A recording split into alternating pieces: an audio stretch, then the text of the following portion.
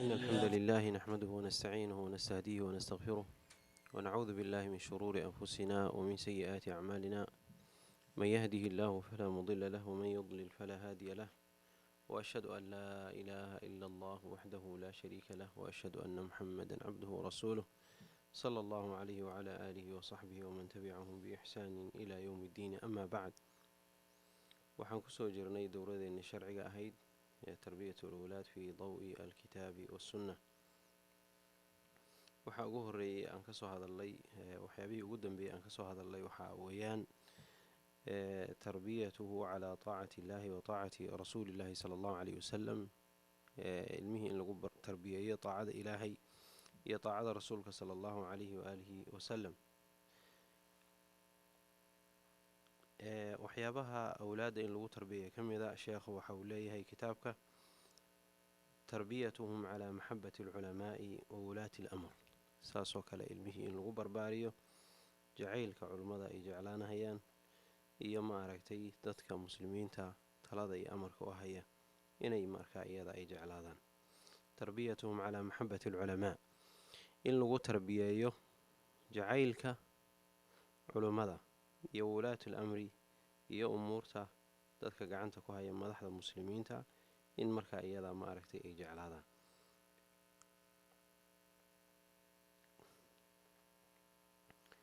sheekhu waxa uu yidhi min alumuuri almuhima, umuurta muhiimka ah waxaa ka mid a allatii taasoo yanbagii lilaabaa'i waalummahaati alcinaayatu bihaa. umuurta muhiimka waxaa ka mid ah taasoo ay habboon tahay aabbayaasha iyo hooyooyinka inay ku dadaalaan tarbiyatu alabnaa'i calaa maxabati alculamaa, ilmaha inay ku barbaariyaan jacaylka culummada wa wulaatu alamri iyo dadka mas-uuliyaadka ummadda u haya ama madaxda. lianna alculamaa'a culummada warahatu alambiyaa, culummada waxaa weeye waa kuwii ambiyada dhaxlay. waalambiyaa'u lam yuwarithuu dirhaman walaa diinaara, ambiyadana dadka maysan dhexashiin dirham iyo diinaar, xoolo maysan dhexashiin, wa inamaa warahuu alcilma, cilmi bay dhexashiiyeen. faman akhadahu qofkii cilmigaa qaata akhada waxa uu qaataa bixadin nasiib buu qaataa waafirin taam ah oo min miiraatihim dhaxalkii ambiyada ka mid ah. mar hadday saa tahay oo culummadii ay dhaxalkii ambiyadii ilaahay ay gacanta ku hayaan, waxaa la doonahayaa in markaa iyada maaragtay ilmihii lagu barbaariyo culammada muslimiinta ee xaqa u taagan, ee markaa iyada maaragtay noocyada kala duwan leh, ee diinta ilaahay dadka ugu yeerahaya, ee shuyuukhda leh, ee aimada leh, ee ducaadda leh, in markaa iyada ay xurmeeyaan oo xaqooda ay markaa ay ilaaliyaan.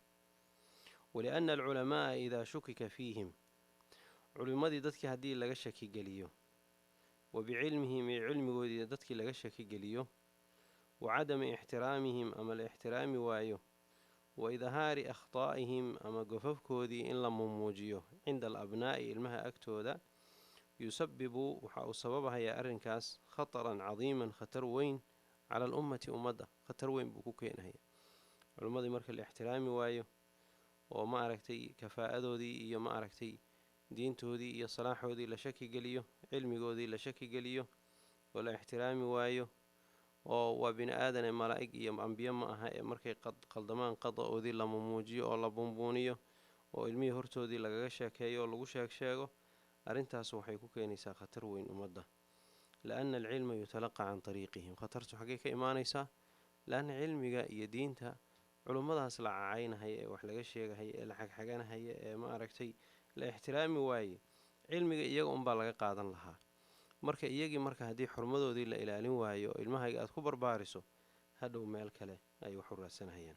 fadliga culummada ay leeyihiin iyo maqaamka ay leeyihiin iyo darajada ay leeyihiin iyo waxa ay leeyihiin oo xaq ah ay ummadda ku leeyihiin oo jacayl iyo weynayn iyo ixtiraam ah, ilaahay subxaanahu watacaala kitaabkiisana waa uu ku tilmaamay, rasuulka sala allahu caleyhi wasalamna ma aragtay sunnada ayuu ku tilmaamay. salafu hadihi alumma, saxaabada rasuulka sala allahu caleyhi wasalam iyo taabiciina lahum biixsaanna aad iyo aad ayay culummada u weynayn jireen, xaqooda iyo qadarkoodana markaa iyadaa u ilaalin jireen. ilaahay subxaanahu watacaala waxa uu leeyahay fii suurati aali cimraan: shahida allahu annahu laa ilaaha ilaa huwa waalmalaa'ikatu wa ululcilmi qaa'iman bilqisط laa ilaaha ilaa huwa alcasiizu alxakiim. ilaahay subxaanahu wa tacaala waxa uu markhaati ka yahay oo ilaahay uu ogeysiiyey oo ilaahay uu caddeeyey isaga mooye alla kaloo xaqa inuusan jirin. markhaatiga noocaasa ilaahay subxaanahu wa tacaala iyo shahaadada ilaahay uu bixiyey ee uu caddeeyeyna waxaa saasoo kale ka markhaati ah oo u taagan oo hadduu ilaahay kuu roon yahay iyagana caddaynahaya oo iyagana markhaati ka ah malaa'igta ilaahay subxaanahu wa tacaala iyo dadka ahlulcilmiga. marka ilaahay subxaanahu wa tacaala markhaatigiisii ayaa waxa uu ku lamaaniyey malaa'igta iyo markaa iyada dadka cilmiga leh. imaamu lqurtubi raximahu llahu tacaala aayaddaa markuu fasirhaya wuxuu yidhi fii hadihi alaayati daliilun calaa fadli alcilmi wa sharafi alculamaa wa fadlihim. aayaddan waxaa ku sugan daliil sharafta culummadu ay leeyihiin iyo fadliga cilmiga uu leeyahay iyo sharafta iyo fadliga culummadu markaa iyada ay leeyihiin. fa innahu low kaana axadun ashrafa min alculamaa, hadduu jiri lahaa qof ka sharaf badan culummada, laqaranahum allahu bismihi wa bismi malaa'ikatih, ilaahay waxa uu ku lamaanin lahaa magaciisa iyo magaca malaa'igta ayuu ku lamaanin lahaa alle subxaanahu wa tacaala. taa marka waxay ku tusaysaa sharafta markaa iyada culummada ay leeyihiin iyo maqaamka iyo fadliga ay ilaahay subxaanahu wa tacaala agtiisa ay ku leeyihiin. walidaalika sida ilaahay xaqoodii marka iyadaa uu u tusay muslimiinta iyo ummadda, ilaahay subxaanahu wa tacaalana u markhaati gashtay, waxaa la doonahayaa markaa in fadligooda iyo xaqoodii in markaa iyadaa la ilaaliyo oo la xurmeeyo ayaa la doonahayaa. walidaalika cali bn abi aalib radia allahu canhu waxa uu yidhi alculamaau maxabatu alculamaa diinun yudaanu allahu bihi. culummada jacaylkooda waa wax ilaahay lagu caabudo diin laga dhigto weeye. culummada inaad jeclaato o aad ixtiraamto o aad qadariso waa wax ilaahay subxaanahu wa tacaala lagu dhowaado weeyaan ayuu yihi cali bn abi aalib radia allahu canhu. cumar bn khadaab radia allahu canhu isagana waxa uu yidhi mowtu alfi caabid, kun caabid ah oo cibaadaysta oo iyagu aan cilmi lahayn, kun inay dhintaan baa ka sahlan min mowti caalimin basiirin bixalaali illaahi wa xaraamihi, inuu dhinto hal qof oo caalim ah oo yaqaana ilaahay waxa uu xalaaleeyey iyo ilaahay waxa uu xarimay. taa waxay ku tusaysaa marka maqaamka culimmadu ay ku lahaayeen iyo dadka ahlulcilmiga cinda asaxaaba ridwaanullahi calayhim, lianna cumar bn khadaab iyo cali bn abi aalib kibaari saxaaba. saasoo kale zayd bnu thaabit alansaari waa ka mid ahaa culamaau saxaaba ka mid ahaa oo weliba min xamalati alqur'aanna ka mid ahaa. rasuulka sala allahu caleyhi wasalamna waxyiga u qori jiray. in badanoo saxaabana waagii dambe qur-aanka ay ka barteen. wuxuu ahaa min culamaai saxaaba ayuu ka mid ahaa zayd bnu thaabit alansaari. hadda ka hor hooyadii buu janaaso ku tukaday. janaasadii isagaa tujiyey. markuu janaasadii dhammeeyey kadib baa cabdullaahi bnu cabaas ibnu cabdilmutalib ibnu cami nabiyi sala allahu caleyhi wasalam baa intuu soo qabtay baqashiisii oo usoo kaxeeyo hogaanka soo qabtay oo hortiisa uu soo istaajiyey buu fuul dhahay. markaasu wuxuu ku yidhi nebiga in adeerkiis baa tahay ka foga, maqaamkiisii dee cabdullahi bnu cabaas waa darajo weyn buu leeyahay. markaasa cabdullaahi wuxuu yidhi haakadaa umirnaa an nafcala liculamaa'ina, saasaana la amray inaan culimmadeenna iyo dadkii aan diinta ka qaadanaynay in aan u samayno, inaan ixtiraamno, inaan qadarino, inaan xaqooda iyo xurmadooda markaa iyada inaan ilaalino. marka ubadkii waxaa la doonahayaa waalidkii inay ku barbaariyaan xurmada noocaasa ee la xurmaynahayo culimmadii iyo dalabatulcilmigii iyo cilmigii iyo iyo weynayntiisii iyo maxabadiisii iyo ixtiraamkiisii ayaa la doonahayaa in la ilaaliyo. ma aha culimmada muslimiinta, ducaadda ilaahay, a'immada, dadka diinta ilaahay subxaanahu wa tacaala barahaya in laga dhigta wixii lagu faakahaysanahaya guryaha. saasuu yidhi, saasay tiri, saasay ahayd, kanay ahayd, wuu qaldan yahay, wuu saxan yahay. oday jaahila maanta dhan inuu tacliiqiyo, islaan xun oo maskiin ah maantao dhan ay tacliiqiso ilmihii ay ku faakahaystaan. waxaas waxaa weeyaan waa wax ilmaha aayatiinkooda aan u fiicnayn mustaqbalka, leanna diintan waxay ka qaadan doonaan berito waa un culummo weeye. culummadiina adaa soo cunay, adaa sharaftoodii iyo xurmadoodii ilaalin waayey, adaa ilaahay kaga baqi waayey. ilmahaguna adoo kale ayuunbay markaa iyada noqonahayaan. marka dambena waxay u raadsanahayaan dhaqan iyo caqiida ay qaadan lahaayeen. kuwa baadiyeysan ee a'immatu dalaalka ah ama dadka fasaqada ah ayay markaa iyada hadhow xurmayn doonaan marka kuwa markaa iyada ay xurmayn waayaan. marka wax sahlan ma aha. fadliga culummadu ay leeyihiinna wax maaragtay la koobi kara ma rasuulku sala allahu calayhi wasalam waxa uu leeyahay fadlu lcaalimi cala alcaabidi ka fadli alqamari calaa saa'iri alkawaakib. yacni caalimka fadliga iyo darajada ilaahay subxaanahu watacaala agtiisa uu ku leeyahay iyo inta uu ka fadli badan yahay qofka iska caabidka ilaahay caabud aan cilmiga lahayn waa sida yacni ma aragtay dayaxa ugu fadli badan yahay xidigaha. yacni xidiga iyo dayax iskumid maha cirka.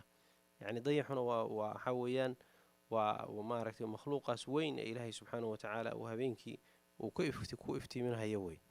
xidigahana waxaa weeyaan waa iftiin yar oo isaga ku kooban oo aan dhaafaynin. hadduu dhaafana wax yaroo ku hareeraysan bes ah. amaa dayaxa yacni waxaa weeyaan waa habeenka oo dhan midka iftiimiyo wey. marka nebigu sal alla ly slam wuxuu yidhi qofka caabidka iska cibaadaysanahay iyo qofka caalimka ee cilmigiisii u taagan waxaa weeye sida ay u kala qiimo badan yihiin dayaxa iyo xidigaha oo kale say u kala qiimo badan yihiin wey.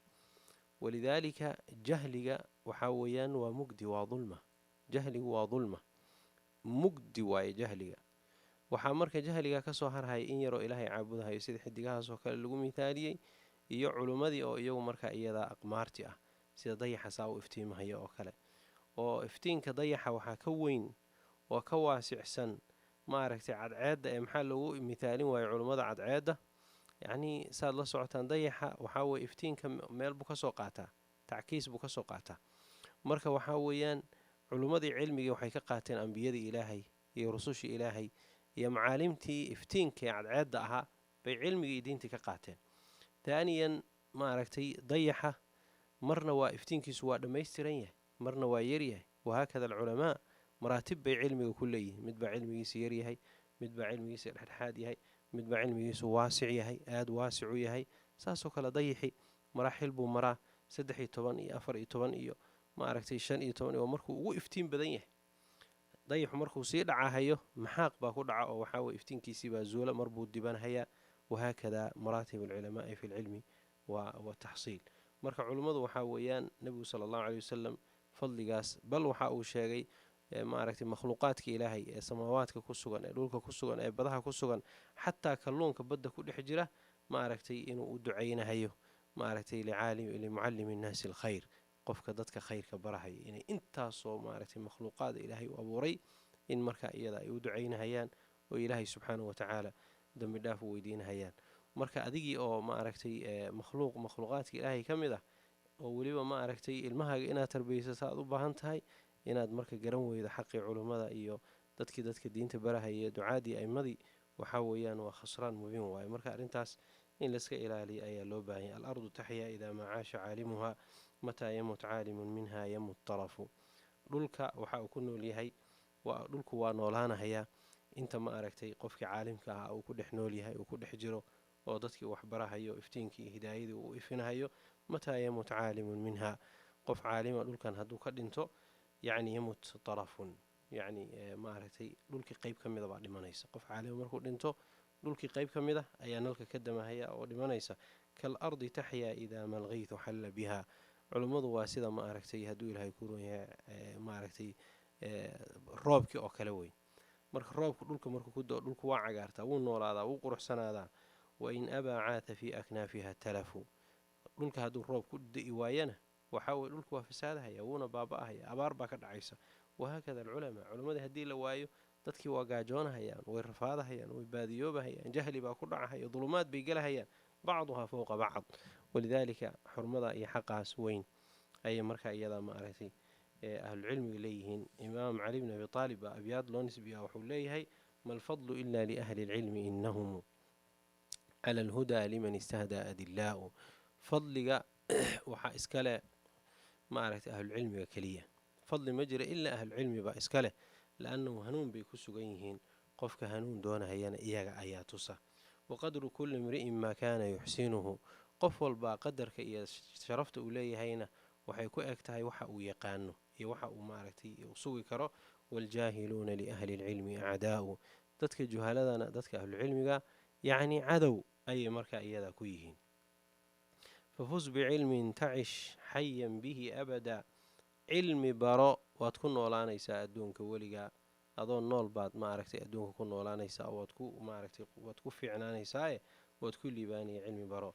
annaasu mawtaa wa ahlulcilmi axyaa'u. dadku waxaa weeyaan waa wax wada dhintay, dadka ahlulcilmigana dadka waa inta ka nool waa dadkii nebi maxamed sala allahu caleyhi wasalam dhaxlay. alcilmu qaala allahu qaala rasuuluhu qaala asaxaabatu laysa bitamwiihi. cilmigu waxaa weeye ilaahay baa yidhi, rasuulka baa yidhi weeye marka iyada ah. marka qadarka iyo sharaftaas ayay leeyihiin. imaamu shaafici raximahu llahu tacaala baa maaragtay wuxuu aad iyo aad ugu tawaaduci jiray culummadii iyo macalimiintii iyo dadkii khayrka uu ka baranayay. aad buu iskugu dullayn jiray, aad buu ugu tawaaduci jiray, aad buu dhulka iskugu dhigi jiray. arrintaasaa marka lagala hadlo waxaa layidhi aad baad maaragtay isku bihinbihinaysaa, waxaas looma baahna, waxaaga zaa'id waaye culummada aad isku baalkeynayso. markaasu wuxuu yidhi raximahu llahu tacaala uhiinu lahum nafsii wahum yukrimuunaha. naftaydii baan iyaga u ihaanaynahayaa, la-anna naftaydii bay karaameynahayaan, cilmi bay barahayaan, diin bay barahayaan, marka naftaydii baan u ihaanaynahayaa. walan tukrama annafsu allatii laa tuhiinuhaa. yacni naf adigu aadan ihaanaynna oo maaragtay hadduu ilaahay kuu rumayay litalabi almacaali, darajooyinka sarsare ee cilmiga iyo nafciga aadan u ahaanayn oo aadan isku maaragtay dhulka aadan isku dhiginna hadduu ilaahay kuu roon yahay karaama maba gaartaba. walaqad sadaqa raximahu llahu tacaala. culimmadiisii ayuu u tawaaducay, dadkii waxbarahaya ayuu u tawaaducay, cilmigoodiibuu si fiican u lisay oo u qaatay. kadibna waxa uu noqday imaam min a'immati alislaam, wa calam min calaami almuslimiin, wa qaa'id min qaadati ahli sunnati waljamaca. imaam wuxuu ka mid noqday a'immada islaamka ahaa, waxa uu noqday buurihii muslimiinta ka mida. cilmigiisi waatan maaragtay fii kulli zamaan wafii kulli makaan wafii kulli casr.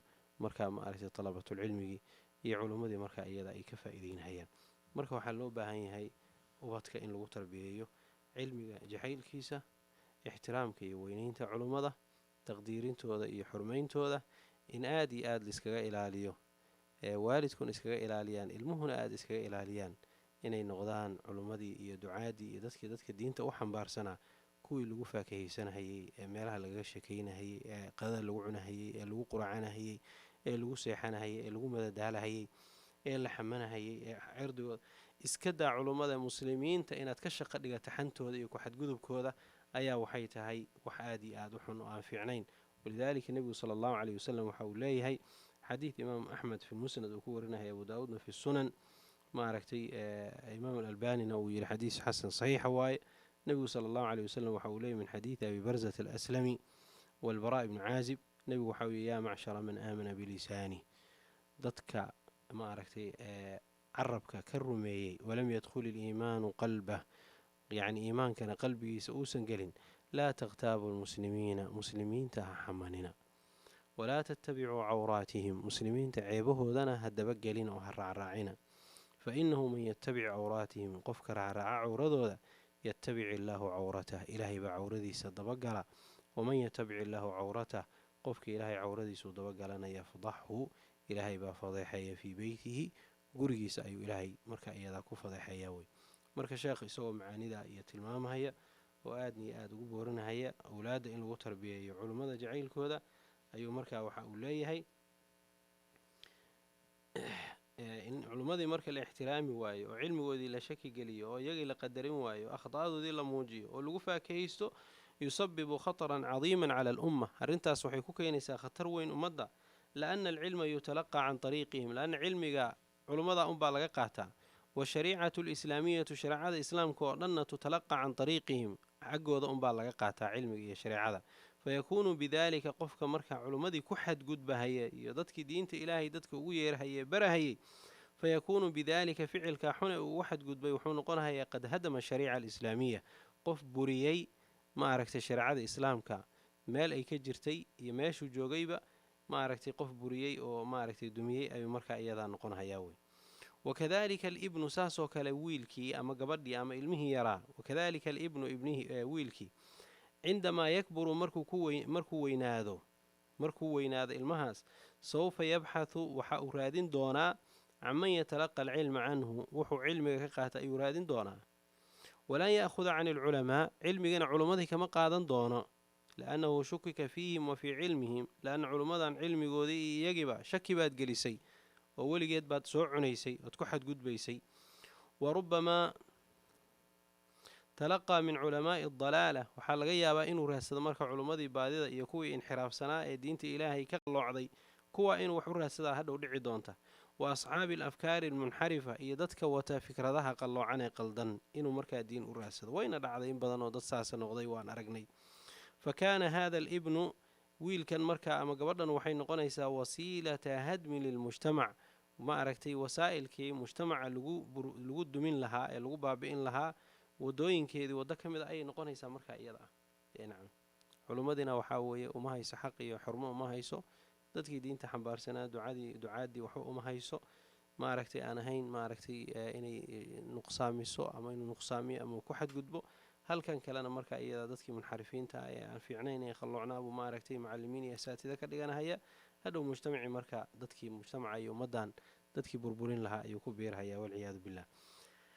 amaa wulaatu lamri, amaa madaxda muslimiinta, fahum aladiina yasusuuna alumuura, waa kuwa dadka maamula, wayuqiimuuna shariicata, shariicadana istaajiya, wayuxaafiduuna cala alamni, nabadgelyadana suga, watajtamicu calayhim alkalima, kelimaduna ay iyagu markaa iyadaa ku kulanto. walidaalika qaala tacaala, ilaahay waxauu yidhi: yaa ayuha aladiina aamanuu, kuwii ilaahay rumeeyo, atiicu allaha alla adeeca, wa atiicu rasuula, rasuulkana adeeca, wa uli lamri minkum, kuwa amarka u saaxiibka idinka midana adeeca. fa ulul amriga aayadda lagu sheegahayo hum alculamaau walumaraa, waa culummadii iyo madaxdii muslimiinta weeye. wayaa lalasafi shadiidi an taqaca fii majaalisi bacdi almuslimiina alghiiba waannamiima, waxaa murug weyn ah buu yidhi muslimiinta meelaha ay fariisanahayaan ay ku sheekaysanahayaan, ma aragtay meelaha ay fariisanahayaan meelo ka mid a, in markaa iyada ay ka dhacdo alghiibatu waannamiima, xan iyo isku dirdir lilculamaa'i walumaraa, culummadii iyo ma aragtay la xamanahayo iyo umaradii. wa idhaaru alakhtaa'i, iyo qaladyadii ka dhici lahaa ama ka dhacahayay in la muujiyo oo wa ibraasiha bannaanka lasoo dhigo. walow nadara axaduhum ilaa cuyuubi nafsihi, kaa ka shaqaynahaya dadka ilaahay diintiisa xambaarsan ee dadka barahaya, cuyuubtooda ka shaqaynahaya, har iyo habeen maaragtay dadka ku dirahaya ee xamanahaya, hadduu fiirin lahaa cuyuuba nafsihi, ceebaha naftiisu ay leedahay, iyo wa akhtaa'iha, akhtaada naftiisu ay leedahay, lafaaqat ilkathiira, waxay ka badan lahayd in badan oo mimaa yaquuluhu canhum, waxyaabaha iyagu ka sheegahaya wax ka badan buu naftiisa ka heli lahaa. wa kafaa bilmar'i ihman, qofna dembi waxaa ugu filan an yuxadida bikulli maa samic, inuu ku sheekeeyo wax walba markaa iyada uu maqlay, qofka dembi intaas ayaa ugu filan. wayaa lalasaf ana alabnaa'a yajlisuuna fii midli hadihi almajaalis, waxaa murug leh majaalista noocaas ee xunxun ee maaragtay culummadii ilaahay maaragtay lagu galahayo ee sharaftoodii iyo diintoodii wax lagaga dhacahayo, in markaa iyada caruurteennina markaa ay fadhiyaan. wayatalaqawna hada alkalaam, hadalkaana ay qaadanahayaan bilqabuuli, si aqbal ay ku qaadanahayaan. wayakbaruuna calaa kurhi alculamaa'i walumaraa, ay markaa ku weynaanahayaan nacaybka culummada iyo markaa iyada maaragtay umarada, mima yusabibu alfitan waltabdiica waltafsiiqa bigayri cilmi, arrintaasoo hadhow keeni doonta fitnooyin fara badan iyo dad badan in la bidceeyo ama fusaaq laga dhigo iyadoo aan cilmi loo lahayn. warubamaa kaana hada alkalaamu aladii yunqalu canhum, waxaa dhici karta hadalladaa laga soo warinahayo dadka culummada iyo umarada laga soo warinahayo, akharuhu kadibun wa buhtaan, inuu badankiisa yahay been iyo been abuurad inuu yahay, bilaa xujatin walaa daliilin, wax xujo iyo wax daliilana aan markaa loo haynin. yurawijuhu acdaa'u lislaam, oo markaa iyadaa ma aragtay ay wareejinahayaan ooy buunbuuninahayaan cadowgii islaamka. wa acdaa'u hadihi alcaqiidati asaafiyati alatii qaamat calayha albilaad, hadihi albilaad islaamiya, iyo dadka ma aragtay cadowga ku ah caqiidada saafiga ah ee islaamiga ah ma aragtay cadowga ku ah. wayaquulu sheikhu cabdulcaziiz ibnu baaz raximah allahu tacaala, sheekh cabdilcaziiz waxa uu leeyahay: laysa min manhaji salafi atashhiiru bicuyuubi alwulaat, manhajka salafka kama mid ahaa yacni ceebaha ma aragtay hadduu ilaahay kuu roya dadka muslimiinta mas-uuliyaadka iyo wilaayada u haaya, ceebahooda in ma aragtay hadduu ilaahay kuu roon yahay ma aragtay la caan bixiyo, salafku saa ma samayn jirin. wadikru dalika cala almanaabiri, arrimaha in mimbarada laga sheego, lianna dalika yufdii ila alinqilaabaat, arrintaa waxay keenaysaa inqilaabaat iyo cadamu asamci waataaca, iyo in la maqli waayo la adeec waayo fi lmacruufi macruufka. wayufdii ila alkhuruuji aladii yadur walaa yanfac, waxaana uu gaarsiinahayaa khuruujka dhib inuu keeno mooyaane an nafci markaa iyada aan keenaynin. ولكن الطريقة المتبعة عند السلف لكن طريقة متبعة سلف وحاويان النصيحة فيما بينهم وبين السلطان موضوعا مركا هذا لقى هذا أو موضوع كسابسا يعني ما عرفتي موضوع السلطان حاكمك إيو مواضيع داس أي مركا إذا كسابسا هي مركا شيخ ابن باز waxa uu leeyahay sida wanaagsan qofka waa in uu naseexeeyo oo intuu u tago u naseexeeyo walkitaabati ilayhi ama wax u qoro aw iltisaali bilculamaa ama inuu la xiriiro culimada aladiina kuwaasoo yatasiluuna bihi sultaanka la xiriira xataa yuwajaha ila alkhayr ilaa khayrka u tawjiihiyo yani inuu naseexo markaa iyada u guto walaqad kaana manhaju salafka waxa uu ahaa cadamu linkaari alcalaniyi in markaa iyada aan la ogolayn inkaar bannaanka yaalla iyo watashhiir iyo in la buunbuuniyo la caan bixiyo biakhtaa'i wulaati alamri amaama annaas akhtaada madaxda muslimiinta dadka hortooda sababtu waa maxay limaa yufdii daalika waxa uu arrinta ay ka imaanaysa oo ay keenayso limaa yufdii daalika waxa uu gaarsiinahayo ila almafaasid alcadiima mafaasid waaweyn iyo walkhuruuji calayhim in marka iyada dadku ay ku baxaan waqad qiila liusaama ibnu zayd baa waxaa lagu yidhi radia allahu canhu alaa tadkhulu calaa cuhmaana litukallimah usaama ayaa waxaa lagu yidhi cuhmaan maad u gashid oo la soo hadashid waa dhibaato iyo waxbaa jireen faqaala wuxuu yidhi atarawna annii laa ukallimuh ma waxaad u arkaysaa inaan la hadlin ilaa usmicukum inaad maqashiyo mooyaane yacni haddaanan idinka idin maqashin maxaa u malaynaysa inaan la hadlayn wallaahi laqad kallamtuhu fii maa baynii wa baynah wallahi waan la hadlay aniga isaga wax naga dhexeeya si aniga isaga keliya ah baan markaa iyadaa maaragtay ugula hadlay maa duuna an aftatixa amran laa uxibu an akuuna awala man fataxa wuxuu yidhi walaqad kallamtuhu fii maa baynii wa baynahu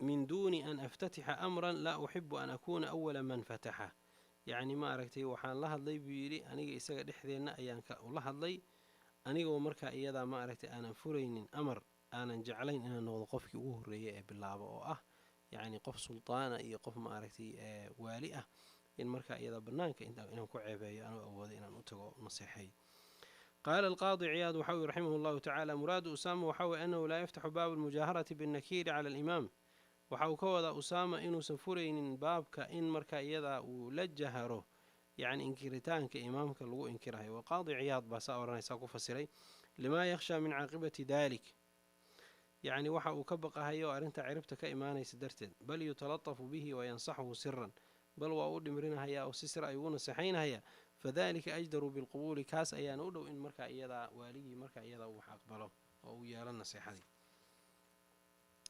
waqad bayana sheykhu maxamed bnu saalix alcuthaymiin raximah llahu tacaala hada alminhaaj wuu caddeeyey manhajkaas faqaala waxa uu yidhi faina bacda annaasi daydanuhu fii kulli majlisin alkalaamu fii wulaati alamri dadka qaar waxa ay maantao dhan ku wareegeystaan ay shaqo ka dhigtaan maaragtay majlis walba waxaa weeye inay ka hadlaan madaxda walwuquuci fii acraadihim oo sharaftooda cirdigooda ay wax ka gaarsiiyaan oo ka sheegaan wanashri masaawi'ihim xumaantooda ay faafiyaan iyo akhtaa'im akhtaa'dooda mucridan camaa lahum isagoo ka jeesanhaya waxa ay leeyihiin oo min maxaasina wanaag oo sawaabin ama wax saxa walaa rayba shaki ma laha ana suluuka hada ariiqi waddadaa in la maro walwuquuci fii acraadi alwulaati iyo in lagu dhaco maaragtay sharaftii iyo cirdigii maaragtay wulaadda laa yaziidu alamra ilaa shidda arrintu dhib mooyaane wax kale kusoo siyaadin mayso fa innahu laa yuxilu mushkilan dhibaato jirtay iyo waxa mushkilad taagneyd ma xallisa arrintaas walaa yarfacu madlamatan dulmi jirayna kor uma qaado wa inamaa yaziidu albalaa'a balaa'an arrintaa balaayada balaayo unbaa sii siyaadaysa wayuujibu buqda alwulaati wa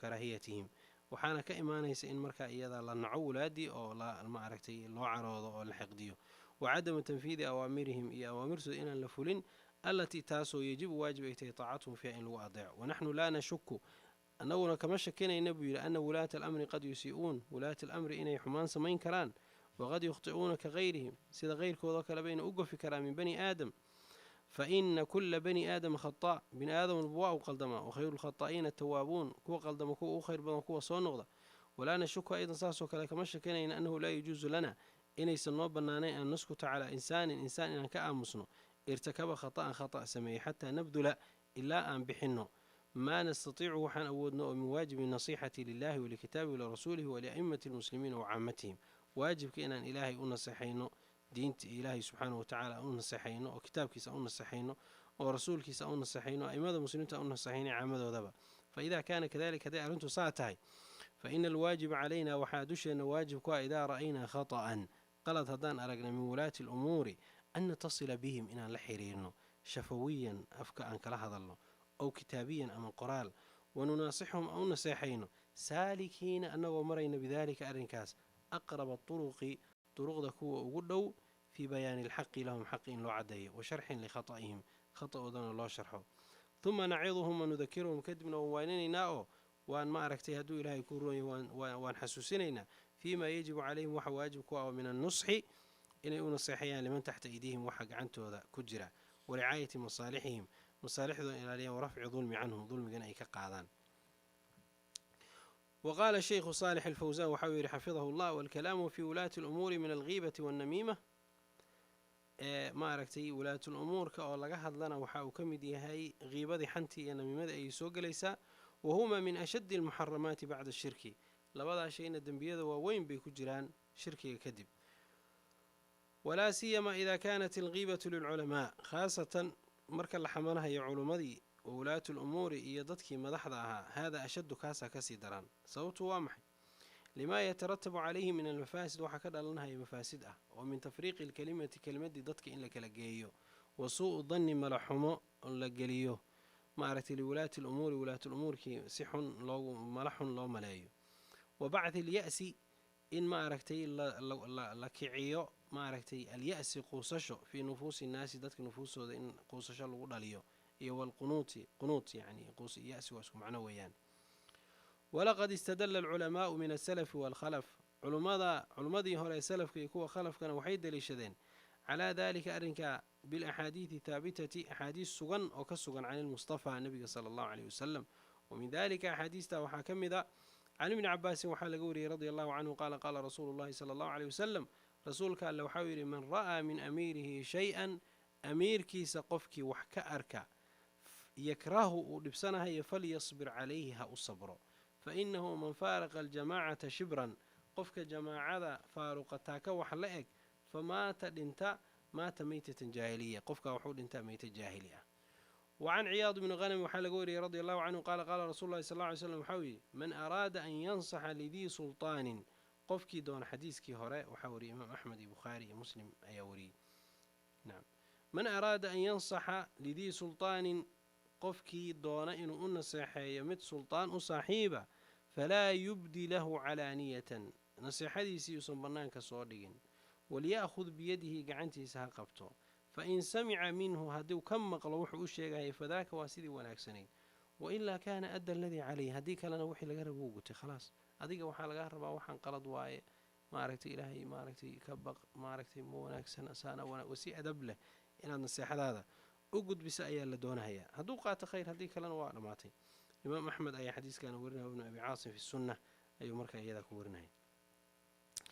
عن أنس بن مالك وحال قوري رضي الله عنه قال وحير نهانا كبراؤنا وحين قعلي ينكو إنوا ويناء من أصحاب محمد صلى الله عليه وسلم أصحاب النبي محمد صلى الله عليه وسلم أي نقلنا هي وقالوا وحيدهن قال رسول الله صلى الله عليه وسلم رسولك الوحيد لا تسبوا أمراءكم مدحدينها عينا ولا تغشوهم هنا خيامنا ولا تبغضوهم هنا وعرونا واتقوا الله إلهي كعب صدا واصبروا صبرا فإن الأمر قريب أرنك ودويه يا الدنيا ولا جتها هي الدنيا آخرك لا في عن هذا لمنا هي إزاد لمنا هي هدو حية مدبا بدل دونا مركا يعني ترتيب هذا حديث كوحوري ابن أبي عاصم في السنة بهقي وحوكوري الجامع ما رأيتي كتاب كيس الجامع شعب الإيمان نعم. وعن زياد العدوي وحال قوري قال وحاول كنت وحانها مع أبي بكرة تحت منبر ابن عامر وهو يخطب وعليه ثياب رقاق. زياد العدوي وحوليه كنت مع أبي بكرة أيان لسعودي تحت منبر ابن عامر أنه ابن عامر منبر كيسوسي سكسوغا وهو يخطب إسوه خطبينها وعليه ثياب رقاق درج الحسن وأوتي نكا والقة. فقال أبو بلال باوحويري انظروا إلى الأمير بل أمير كفيريا يلبس ثياب الفساق تدك فساق لركو ذي بوتا. فقال أبو بكر باوحويري اسكت آمس سمعت رسول الله صلى الله عليه وسلم يقول أنه من أهان سلطان الله في الأرض أهانه الله قفك إهاني سلطانك إلهي للك جو إلهي بإهاني aamus ninka maaragtay dadka maamulahaya xukumahaya ee halkaa taagan ee suldaanka ah maaragtay afka ku taagta ma ahe aamus qofkii maaragtay qof suldaani ihaaneeya ilaahay baa markaa iyada ihaaneeya. axmed baa xadiiska wariyay fi lmusnad tirmidi lafdiga tirmidi baa iskale waqaala xadiidun xasanun qariib ayuu markaa iyada yidhi. marka waxaa weeyaan ixtiraamu alculamaa iyo ixtiraamu wulaati alamri iyo ilmaha in lagu tarbiyeeyo inay culimmadii iyo maaragtay ducaadii iyo dadkii ilaahay subxaanahu watacaala talada u dhiibay ee khayrka ka shaqaynayay inay markaa iyada ay xurmeeyaan oo ay xaqooda ilaaliyaan oo ay weyneeyaan min addiin ayay ka mid tahay. waxyaabaha ubadka in lagu tarbiyeeyo loo baahan yahay ayayna markaa iyada ka mid tahay. khalalka meesha ka yimaadaana dhibaato weyn ayuu ku yahay ubadka oo dhib badan ayaa ka imaanahaya ummaddana fasaad ayuu markaa iyada ku noqonhayaa. halkaa inoo joogo sala allahu wasalam calaa nabiyina moxamed wacalaa aalihi wasaxbihi ajmaciin walxamdu lilaahi rabbi alcaalamiin.